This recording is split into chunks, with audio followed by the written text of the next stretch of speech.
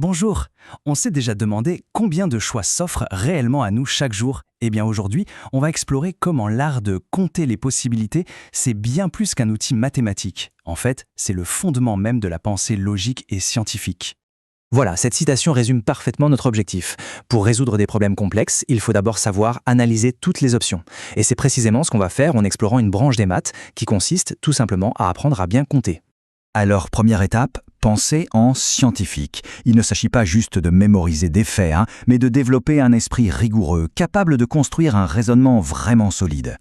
Et pour entraîner cet esprit logique, notre terrain de jeu, ça va être le dénombrement. C'est l'art de compter les possibilités, et on va vite voir que c'est bien plus puissant que ça en a l'air.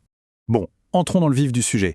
Tout le dénombrement repose sur deux idées très simples, deux piliers qui vont nous aider à tout calculer. Et là, c'est le point crucial. D'un côté, on choisit un chapeau ou une écharpe. Les choix s'excluent, donc on additionne. De l'autre, on choisit une entrée et un plat. Là, les choix se suivent, alors on multiplie. La clé, c'est juste ce petit mot « ou » pour l'addition et pour la multiplication. C'est aussi simple que ça. Maintenant, on va corser un peu les choses. Que se passe-t-il quand l'ordre compte? Pensez à un mot de passe ou à un podium de course? Dans ces cas-là, la séquence, ça change absolument tout. Le concept clé ici, c'est la factorielle. On la note avec un point d'exclamation et elle mesure le nombre total de manière d'ordonner un ensemble d'objets. C'est vraiment l'outil de base pour calculer ce qu'on appelle les permutations. Concrètement, ça veut dire qu'il y a 120 façons différentes d'arranger seulement 5 livres sur une étagère. C'est fou, non? Imaginez avec plus d'objets, le nombre de possibilités explose littéralement. Ça montre bien à quel point l'ordre est un facteur puissant. Mais et si on ne prend qu'une partie du groupe? C'est ce qu'on appelle un arrangement. Si chaque objet est unique, comme les 3 premières places d'un podium, on utilise la formule des arrangements sans répétition.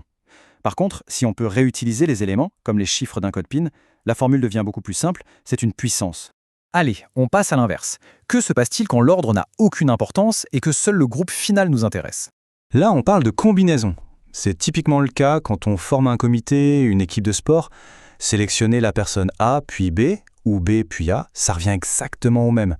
Les deux font partie du groupe et c'est tout ce qui compte. Du coup, le nombre de combinaisons est bien plus faible que le nombre d'arrangements. Pourquoi? Parce qu'on élimine tous les doublons qui correspondent juste à un ordre différent pour le même groupe. Dans notre exemple, ça donne seulement 10 équipes possibles. Alors, la grande question, comment on choisit entre un arrangement et une combinaison? En fait, tout se joue sur une seule question, une question essentielle. Est-ce que l'ordre est important? Voilà, c'est la question la plus cruciale à se poser face à un problème de dénombrement. La réponse nous guide tout droit vers la bonne formule, sans se tromper. Et ce tableau illustre ça parfaitement. Un podium, avec ses places bien distinctes de premier, deuxième et troisième, c'est un arrangement. Une équipe, où chaque membre a le même statut, c'est une combinaison. La différence est fondamentale. Allez, on rassemble tout ça dans une sorte de boîte à outils, une boîte à outils claire qu'on peut appliquer à des problèmes bien réels. C'est là que la théorie devient vraiment pratique. Ce tableau, c'est un peu notre guide. Il résume tout le processus de décision. On voit bien comment le contexte du problème, l'ordre, la répétition, nous dit exactement quel outil mathématique utiliser, que ce soit pour un mot de passe, un podium ou une équipe. Finalement, ce qu'on vient de faire, ça dépasse largement les mathématiques. C'est la méthode scientifique en action. On analyse un problème, on identifie sa structure et on applique l'outil logique qui correspond pour le résoudre. La vraie leçon ici, c'est cette manière de penser, cette pensée structurée. C'est une compétence qui s'applique bien au-delà d'un cours de maths. Et la vraie question, c'est de se demander combien de problèmes de tous les jours pourraient être décomposés et résolus avec ce simple cadre logique.